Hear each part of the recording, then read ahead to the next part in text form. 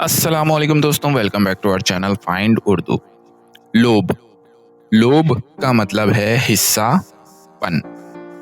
Lobe का मतलब है किसी चीज का गोल या नरम हिस्सा, जैसे कान का निचला हिस्सा, ईयर लोब, या ब्रेन के कुछ स्पेसिफिक एरियाज। मेडिकल और बायोलॉजी में ये लफ्ज अक्सर बॉडी के सॉफ्ट और अलग हिस्से के लिए यूज होता है। She wore gold rings on her earlobes. उसने अपने कान के नीचे वाले हिस्सों में सोने की बालियां पहनी। तो दोस्तों, लोब का मतलब है किसी ऑर्गन या चीज का गोल, नरम और क्लियरली डिफाइंड हिस्सा, जैसे कान का या दिमाग का पार्ट।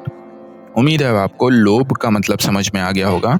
मिलते हैं नेक्स्ट वीडियो में। शुक्रिया।